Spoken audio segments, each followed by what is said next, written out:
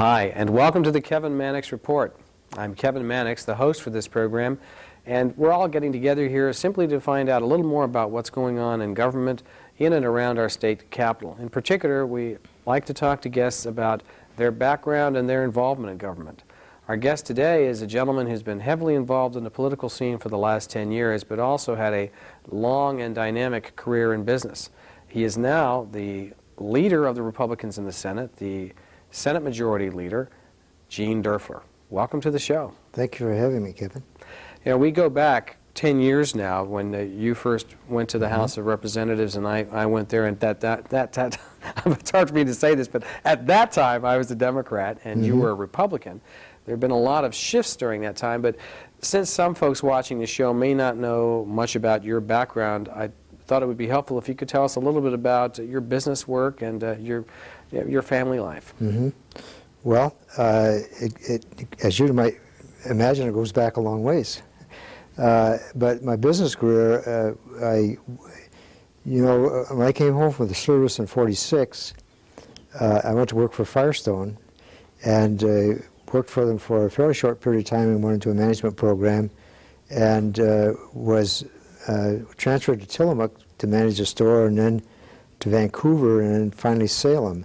But interesting thing is that Thelma and I used to drive around Oregon when we first arrived. Of course, I was born in Oregon, so it was new to us because she was from Iowa. But we always thought that if we were going to pick a town to live in, it would be Salem.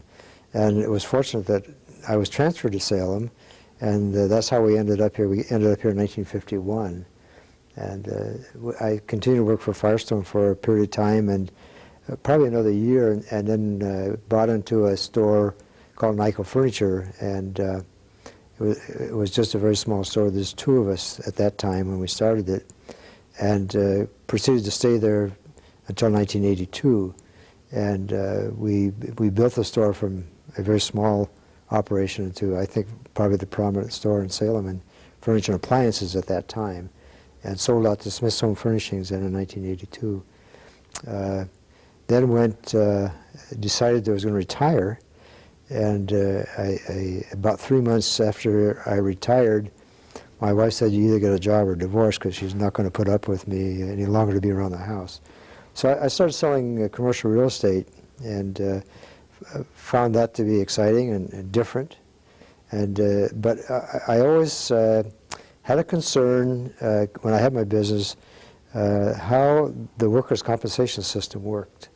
And I always felt badly about how, as an employer, we couldn't control those costs, and we couldn't control some of the people getting into the system. As a matter of fact, we used to hire college kids in the summertime to deliver furniture for us while our regular people took vacations. And we had SAFE come down giving instructions on how to lift so you wouldn't injure your back.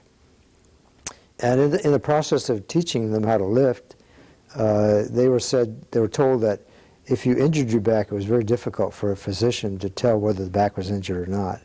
And by the end of the summer, I had 2 college kids with injured backs. And these kids used to come down and brag about how workers' compensation was paying their way through college.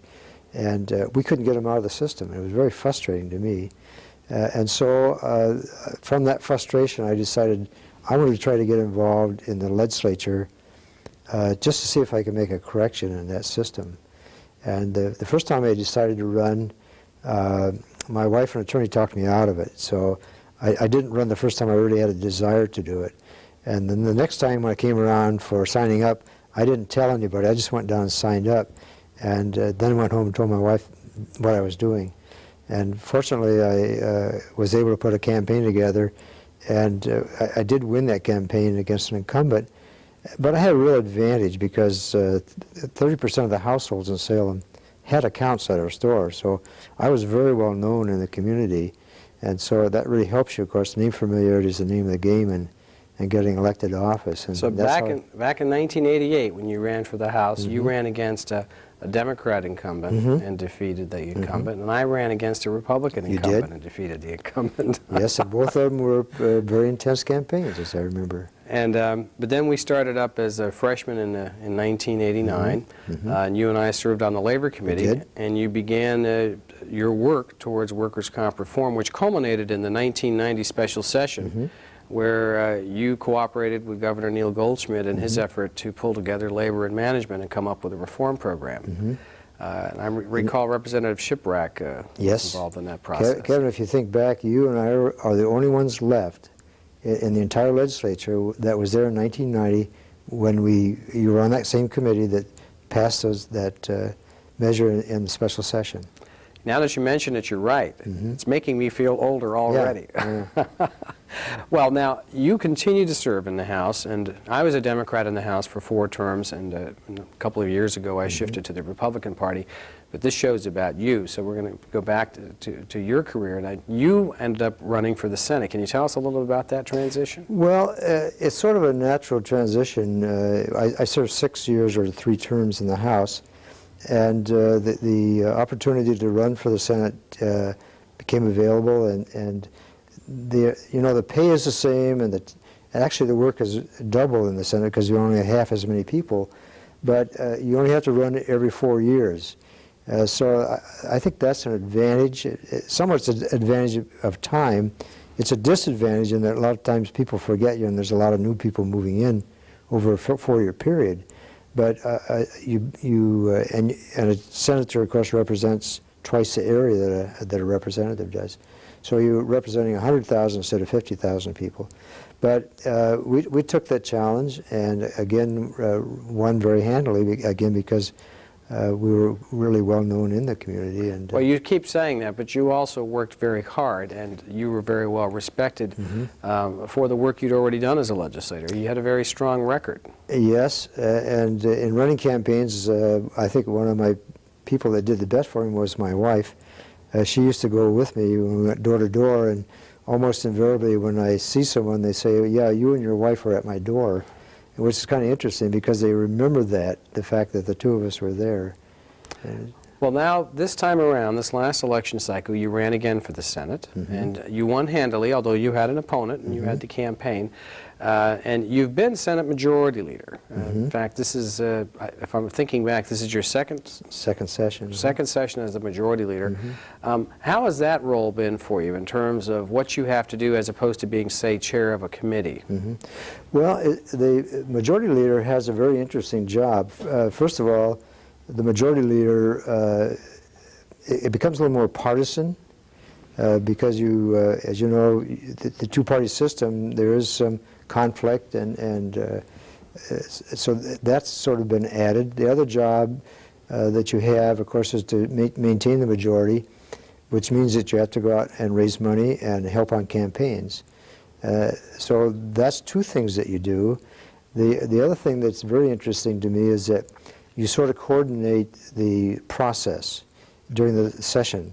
And right now I meet every week with each committee chair, and we go over what their agenda is, what bills are going to hear, what bills need to be passed, which ones we would prefer not to pass.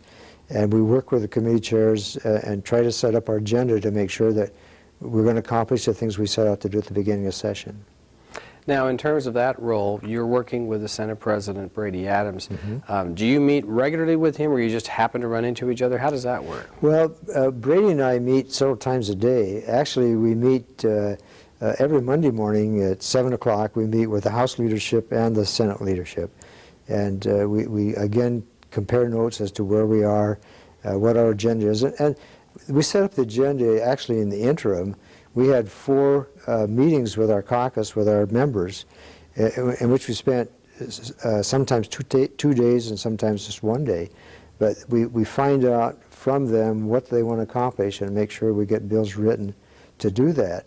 And we had an agenda all set up with the measures that we wanted to pass in the Senate. And then we met with the House leadership the same way.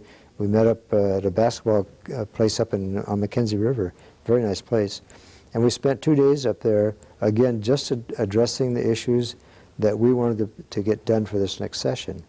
And so that sets up our agenda, and now my job again as Majority Leader is to make sure that that agenda is done. And so again, we meet with the committee chairs, we go over the bills that they that meet that criteria, and so it's kind of fascinating to get it to move along. Now, you've had a chance to work with Governor Kishaba for some time now. He's just going into his second term, so you've had 2 sessions dealing with the governor, and of course, now this is the 3rd session. And the last session and this session, you were in that majority leader key position. Have you seen any change, any transition in how the governor interacts with the legislature?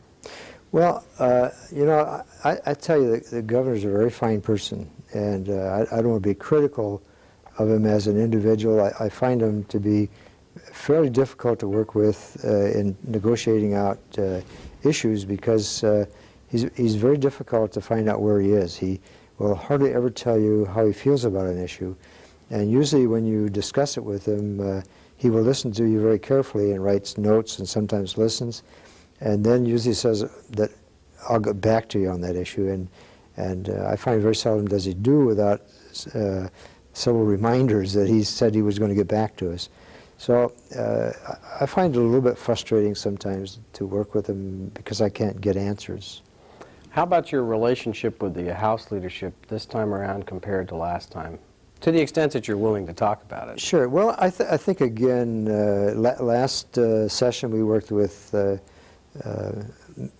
Lundquist, and again, his management style was quite different than what I would do. Again, a very fine person, has lots of good ideas, but I found that, at least from my viewpoint, it was difficult to get him to make a decision, and we would carry things on and on and on week after week without reach a conclusion, and that was difficult for me. I think that in the end, he still did a good job in getting things through the session. This time, of course, we have Lynn Snodgrass, and Lynn is a very fine lady and very articulate. I think she's doing an excellent job. But again, there's differences of style of leadership. And, you know, we work well together, but we do have disagreements, but we work those things out very well. Now, do you get much chance to do a lot of committee work in your work as majority leader, or do you have to kind of stand back and let the committee chairs take care of that? You do chair your own committee, but... Yes, I took on one committee, and I was just going to do a couple bills. I was going to do the worker comp bill because, you know, as you remember, we sunsetted some of the provisions in the 369 bill that you and I wrote the previous session. And I was just going to do that, and then I had also agreed to do the electrical restructuring bill, which is a very complicated bill, but I had been working on it for a number of years.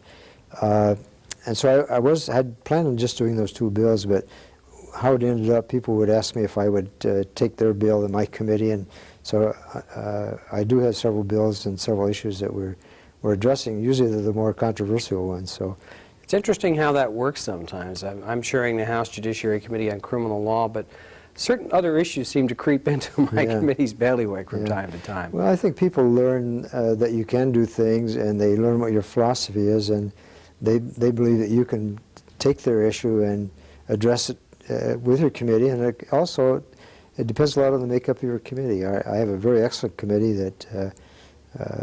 that works well together, and it's a fairly conservative committee, so those kind of issues are perhaps easier to get through our committees, and your committee also, than some of the others. So, now I'm curious about the relationship with the Democratic caucus. We now have Kate Brown as the Senate Democratic leader, and we've had her, and I've had her on another show. And then Peter Courtney, who used to be the Democratic leader in the House, is now in the Senate as a member of the Democratic caucus. Is it a different dynamic this time compared to, say, Senator Cliff Trow, who was the Democratic leader last time? Yeah, everyone has a different leadership style, and I've really have enjoyed working with Kate Brown. Kate is very open. You never have to guess where she is. She's very direct, which I really like, because you can get down to issues and the differences.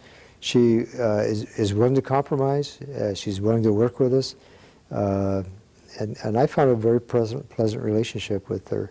It sounds like a result orientation. Let's work together to get something done here. I think that's the only way you get things done. As you know, our caucuses are made up of diverse people, and it's a whole different way of managing In a business, you can listen to your people, and you make a decision and you say, this is what we're going to do. In this business, we can't hire and we can't fire. We have to work with whoever the electorate sends us. And these people are very independent. We can't tell them how to vote. We can suggest certain ways that we would like to see them vote. It doesn't work that way. So neither caucus has a majority of people that can pass legislation. As you know, in the Senate it takes 16 votes and it takes 31 in the House. And you hardly ever will get that in one caucus. It takes usually some Democrats along with Republicans, or some Republicans along with Democrats, to get a bill passed. And so you have to work together if you're going to accomplish anything. So it's difficult, frustrating, slow. You get so upset with it. But I think the system was designed that way by our forefathers, and it works because of that. Even though I would like to, I think I have all the answers, and I'm sure Kate thinks she has all the answers. And we differ because of our different lifestyles. We've had different life experiences. And so we reach conclusions on a different process. It doesn't make her right or wrong, me right or wrong. It's just that we think differently. And so we need to work those things out to get any place. So we do have to compromise. And fortunately, that's the way why the system works, because nobody gets their way. It's everything we do is, what do I have to do to get you to vote for my bill, or what do I have to do to support your issues? Well, on that note, we're going to pause for a moment, and I'll mention to our audience that you're with us on the Kevin Mannix Report. I'm Kevin Mannix, the host for this program, and we appreciate your being with us. We hope you'll stay with us in a moment as we pick up with Senator Gene Derfler. But in the meantime, I'd like to mention to you that if you ever have any questions or concerns, you can write to me at Kevin Mannix Report, 2003 State Street, Salem, Oregon, 97301, or you can call at 503-364-1913. We're always happy to hear from you. And again, that's call 503-364-1913. And now back to our guest, Senator Gene Derfler. I'm curious as to, after your successful career in business and then a very short, like 3-month retirement, and then a good career in real estate, you now have a career in politics. You've mentioned some of the differences. Do you find, though, that your business experience has helped prepare you for some of the things that you've done in the legislature? Oh, absolutely. I wish that everyone had the opportunity of operating a business and understanding what government does to you and what government does for you. Working with the regulations and the restrictions and all the rules that they have to live with, and also what it takes to control expenses. You know, I used to tell my employees, I'd love to give you $1 million a month in salary. If I did that, I could last about 15 minutes in business. And trying to divide the resources up so that everyone gets a fair amount, and you still are able to stay in business because you have a responsibility to stay in business, because there's a lot of people that depend on you to stay in business and operate that business. So it's a challenging thing to make a business successful or to operate. One of those real-life lessons that would help, I think. For instance, my law firm, I've been a lawyer for 25 years, but I've had my own law firm over 13 years now. And for 13 years, twice a month, I've had to make payroll. And there are people who, you can't just say, well, gee, I'll pay you next week because I don't happen to have the money. They're depending on that paycheck to get on. And that's quite a responsibility, and yet there is a tremendous impact that you feel from the government regulation, be it taxation or whatever else. And some folks have never been through that experience. Yeah, Kevin, I'd have to ask you, who's the last one to be paid in your business? Me. You, that's right. And if it isn't there, you don't get paid, do you? Exactly. Yeah. And there is that part of it, too. And yes, when things are really going well, the owner does share in the largesse, but when they're going badly, it's the owner who takes it in the shorts, as they say. That's right. And it's a risk. Actually, money's made on risk. It's not, in my opinion, money's not made on work. The best you can ever do on work is make a living. But if you want to accumulate money, I think it's made on risk. And that's whether you invest in the stock market or in property or a home. That's the way the monies are made. And I don't think it's made through work. Now, I've noticed that in your Senate staff, you brought in a lot of experienced folks, some folks who might be labeled retired, but they are not acting retired. They're very active and very knowledgeable about a wide variety of things. Are these folks that you just met over the years in the Salem area, or how did you identify these folks? You know, I've always been very, very fortunate. Even in my own business, I always were able to hire people smarter than I was to do the things that I needed to get done. And you know as well as I that your success depends on the staff you have. They're the ones that make you look good. They're the ones that really do most of the work. You can sort of direct them, but again, they're the ones that make it happen. And I have just an outstanding staff of people that are there, and they are dedicated, loyal, hard workers. You know, we have, my day always starts at 7. I have meetings every morning at 7. I have my chief of staff, Melissa, lives in Portland. She's down there every morning at 7. And we hardly ever get out of there, maybe 6 or 7, but most of the time it's 8 or 9 at night when we leave. I should mention, too, that when we say, I mentioned some folks being retirees or whatever, I'm looking on some of your staff, but you also have a wide variety of age ranges on your staff, so I should make that clear too.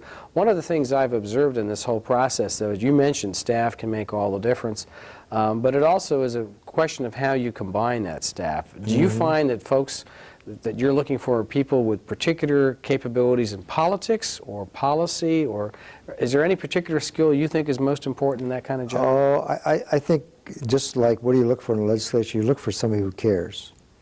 And you look for someone that has people skills, because any business that you have is a people business. And if you are able to work with people, get along with people, you'll be successful at anything you choose to do. Shifting a little bit here, but are there any particular projects that may not be grandiose schemes and big bills, but some things that you would like to see happen this session? We're about halfway through the session at this point, that are of particular interest to you. They may not be headline grabbers, but things you'd like to see adjusted in the law? Sure. There's a lot of things that we do that, in my opinion, make a big difference to state government that the public never knows about. And one of them that we just passed out recently was a change in how the Workers' Comp Board operates. I found I was getting all kinds of complaints, and I think you were too, from some of the people that worked in that agency. And when I looked at the agency and found out it was being operated by a committee, the entire Workers' Comp Board was voting on how this agency was going to function. And you know and I know you can't run an agency by a committee. And so we were able to, I went to the governor and talked to him about it.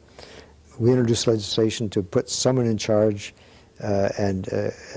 Again, there's some opposition because people don't like change, but we did pass that bill out, and it's coming over to your side now for you, and I hope that it gets through over there. But it will make the agency work so much more smoothly and accomplish better. And it's again, it's not glamorous, you don't know about it, but it really improves how government works. That's a part of the process that never gets into the media, and for my part, I recently wrote to the criminal defense lawyers as well as the prosecutors, the DAs, and I said, you know, are there some more detailed things you would like to see fixed this session? I've mentioned to you before that the Senate Judiciary Committee and our Judiciary Committees in the House are working very well together, and a lot of the things we're doing consist of cooperation. So we see an opportunity to take some lower level issues and fix some things. And so when I talk to the criminal defense lawyers or the prosecutors, I say, are there some things in the system that just need to be fixed up? Because this is a good time to let us know about it, and we'll take care of it. Yet sometimes we don't talk enough about that part of the process where the business of the people is being done. It's not a headline grabber, but it'll make a difference in some people's lives. Yeah, it does. I've been working with building codes for the last 3 sessions, and we've made gradual changes in that agency. Again, I think it's a lot more responsive to the customer. It just, it improves how they function. I find that so much in state government, when you talk to an agency, they know they have problems, but they don't like to change, and they'd rather work with the disadvantages that they have rather than try to make improvements. And we sort of kill the incentive, I think, for state employees to make change, and they just sort of put up with it because they feel like they can't make changes. And it's unfortunate that because at least in my business, I'm sure in yours, most of the improvements and changes that we made came from our employees. They were the ones that came to us and said, gee, we can do better if we do it this way. And somehow we kill that incentive a lot of times in state government because we don't listen to them. I don't know quite how to correct that, but I do know that there's a tremendous amount of knowledge out there with our state employees that really could bring improvements to the system. When we're talking about those kinds of changes, you've been a person who's pushed for significant changes in a variety of areas, but I'd like to focus on one that's come up lately, and this has to do with how we bargain for a compensation of teachers, that is the collective bargaining process. Can you mention briefly what your idea is that you've developed with Senator Bryant? Well, yes, the bill we're looking at is a program that's out of Wisconsin, and it's been fairly successful. And it's called a qualified economic offer. And what you do is you pick a figure, and I think in Wisconsin this last time was 3.8. You say that if a school board, and this is optional for the school board, if the school board wishes to use a qualified offer, they can say, okay, we're going to offer a 3.8% that you can't increase your cost in salaries more than that. And that includes your fringe benefits. One of the problems that we've had in funding schools, as you know, the school boards negotiate the contracts with the teachers. They have no incentive to particularly keep the costs down. And when they allow teachers get normally step increases, which are 3 to 4%, and then they come along and negotiate another 3 or 4%. And 85% of our costs in schools are salaries. And when they go up faster than inflation, faster than the increases that they get, then these teachers, the school boards come back to us and say, look, you have to fund it, because if you don't fund these dollars, we have to lay teachers off. And I think everybody recognizes that we have to get a control on the increase in those areas. We don't want to make it so teachers aren't paid fairly. We don't want to make it so that they can't negotiate, because but you need to limit the amount that they can negotiate. Somehow we have to get a handle on that, or we have to go to statewide collective bargaining, which I don't think most of the, at least the teachers union doesn't want us to go there. But if we can't solve it this way, then I think that's the next thing we have to look at. And the problem being, again, that over 70% of the school funding comes from the state. Right. But right now, the deals are made at the school board level with no lid, really, on what they can pay in compensation package. They spend what they want, and they come back to us and say, give us the money. Well, that's a pretty challenging thing to deal with. It is, and I know the teachers are going to be upset. But, you know, they were very upset when we passed the tenure bill. But if you look back, I'd like to know one teacher that got hurt from that measure that was a good teacher. And I have to say this too, that actually I think it improves the image for teachers. And I would say that this bill, if the public recognizes that we are attempting to control that cost, I think they're less apt to respond. You know, there are some initiatives out, in my opinion, that will devastate the state. And so this way we can head off that kind of devastating response by showing we're responsibly handling the issue. That's right, and that's one thing I don't think the teachers or the teachers union recognizes, that if, from my viewpoint, this measure helps their image, and it helps us not go into a problem with a lot less dollars to spend. So, well, on that positive note, I'll thank you for being on the show, and I'll thank our audience for joining us on the Kevin Mannix Report. We've had Senator Derfler with us. We'll see you again next time.